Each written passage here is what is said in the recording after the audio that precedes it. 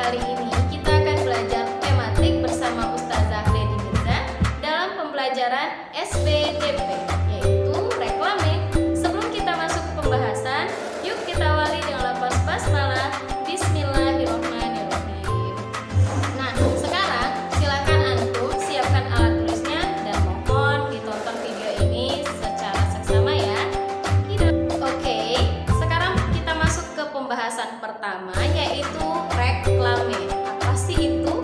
Nah, ternyata reklame itu berasal dari bahasa Spanyol loh, nah, yaitu re yang artinya kembali atau berulang-ulang, dan promos yang artinya seruan. Sehingga jika kita gabungkan, maka artinya adalah seruan yang berulang-ulang. Nah, seruan yang berulang-ulang yang artinya terus diulang sehingga diingat oleh masyarakat. Secara formalnya, reklame adalah suatu karya seni yang bertujuan untuk menginformasikan, membujuk, mengajak, dan juga menawarkan produk, apakah itu barang atau apakah itu jasa, sehingga konsumen itu tertarik untuk membelinya. Nah, itu adalah pengertian reklame secara keseluruhan. Kita masuki pembahasan kedua, yaitu ciri-ciri reklame. Yang pertama tentunya berisi informasi, yang tadinya tujuannya untuk menginformasikan, mengajak, dan juga menawarkan. Yang kedua itu terdiri atas kata-kata yang menarik, sehingga orang-orang juga tertarik untuk membeli ataupun mengikuti aksi yang kita buat atau kita laksanakan. Yang ketiga itu ada slogan di dalamnya. Apa itu slogan? Slogan adalah kata singkat yang menarik dan mudah diingat oleh masyarakat. Contoh, di saat kita ingin mengajak masyarakat menggunakan masker, maka kita cukup buat gerakan 3M. Apa saja? Menghindari kerumunan, memakai masker, dan mencuci tangan. Itu adalah slogan.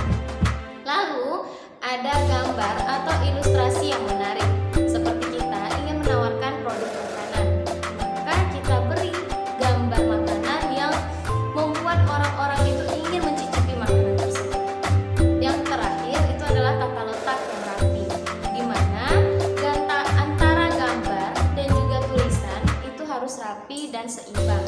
Jangan nanti gambarnya besar, tulisannya kecil. Nah, itu tulisannya nggak kelihatan.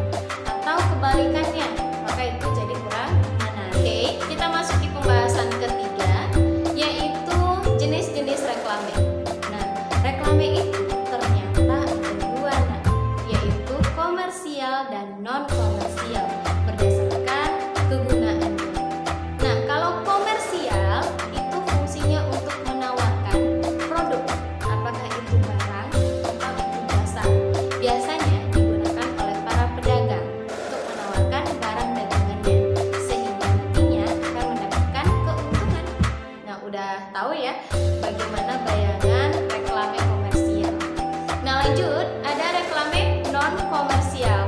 Non berarti bukan komersial, yang artinya merupakan himbauan atau ajakan untuk mengajak masyarakat melakukan aksi seperti tadi. Ada gerakan memakai masker, gerakan menanam pohon, atau gerakan menghemat listrik. Jadi sudah terpikirkan ya apa perbedaan antara dua reklame tersebut. Ternyata jenis-jenis reklame itu juga ada yang berdasarkan media yang digunakan. Yang pertama itu adalah reklame audio, di mana hanya mengandalkan suara. Jadi nantinya suaranya itu harus menarik sehingga tertarik orang untuk mendengarnya. Biasanya itu ada di radio. Nah, yang kedua itu ada berdasarkan visual, yaitu hanya dari gambar saja. Itu misalkan seperti poster, buklet, baliho, spanduk, dan lain-lain. Dan nantinya akan kita bahas. Dan yang terakhir itu adalah audio visual. Yang kita lihat itu kebanyakan di televisi. Banyak iklan ya. Ada iklan dari pakaian, iklan dari kartu internet, itu dengan berbagai macam aksi yang keren dan imajinatif, sehingga orang-orang juga mengingatnya selalu dan tertarik untuk membeli. Oke, kita masuki pembahasan keempat, yaitu contoh reklame audio ataupun audio visual. Yang pertama yaitu video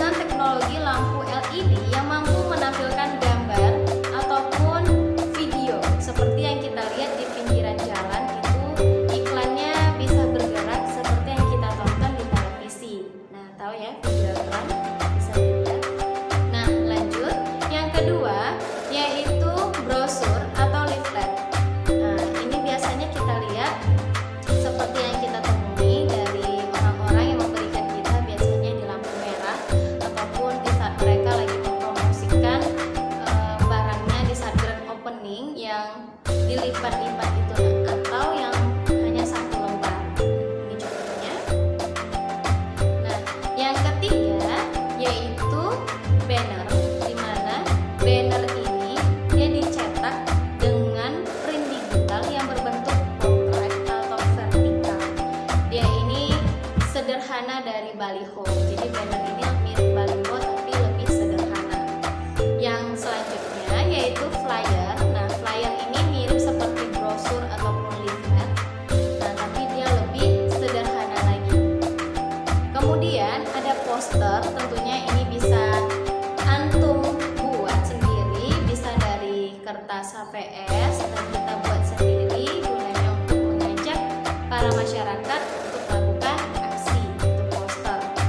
Lanjut, ada spanduk, yaitu kain yang berukuran panjang dan itu menampilkan simbol ataupun logo serta slogan yang biasa kita lihat di pinggiran jalan jikalau ada yang menawarkan produk ataupun mengajak melakukan aksi yang panjang. Nah, lanjut ada billboard. Billboard itu adalah poster tapi ukurannya besar di tempat yang tinggi. Itu biasa kita lihat di pinggiran jalan yang tempatnya itu tinggi banget, tapi dia hanya berupa gambar. Beda dengan videotron. Kalau videotron kan ada videonya. Kalau banner billboard ini hanya gambar saja. Lanjut ada baliho. Baliho itu adalah banner juga tapi yang ukurannya besar. Boleh dilihat di gambarnya ya perbedaannya. Dan lanjut ada iklan yang biasa kita lihat di televisi. Dan ada juga booklet, yaitu berupa buku yang untuk mempromosikan sesuatu seperti layaknya brosur ataupun leaflet. Tapi kalau brosur leaflet kan dilipat-lipat. Kalau booklet ini seperti buku. Nah, ini biasanya digunakan oleh sebuah perusahaan untuk mempromosikan perusahaan. Tadi sudah dibahas bagaimana sih cara membuat poster. Sekarang kita masuk ke langkah-langkah pembuatan poster di rumah. Yang pertama yaitu siapkan kertas polos, pensil, dan juga pensil warna. Yang kedua, pilihlah kertas polos sesuai ukuran ataupun sesuai keinginan antum semua. Yang ketiga, gambarlah. Gambar garisnya dimana untuk menulis judul dan juga untuk membuat gambar sehingga tata letaknya rapi. Yang keempat, buat judulnya dengan ukuran tulisan yang besar sehingga mampu untuk dibaca. Kemudian yang kelima, buat pesan yang ingin disampaikan. Dan yang keenam, diwarnai. Dan yang ketujuh, poster siap. Oke, kita masuki pembahasan selanjutnya yaitu hal-hal yang harus diperhatikan dalam pembuatan poster. Yang pertama, tentukan tema atau topiknya. Kira-kira apa yang ingin kita buat? Misalkan gerakan memakai masker. Lanjut, yang kedua yaitu tentukan pesan yang ingin disampaikan. Apa aja sih yang ingin kita sampaikan kepada masyarakat?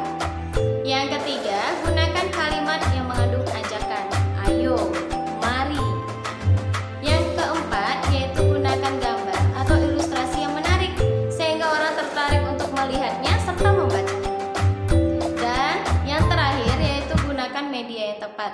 Apakah antum ingin membuatnya dari kain atau dari kertas dan nantinya ditempelkan di suatu tempat yang cukup ramai sehingga orang-orang bisa melihat dan dilapisi dengan papan kayu agar dia itu tidak goyang terkena angin. Nah, seperti itu. Anak-anak ustazah yang soleh-soleha, bagaimana?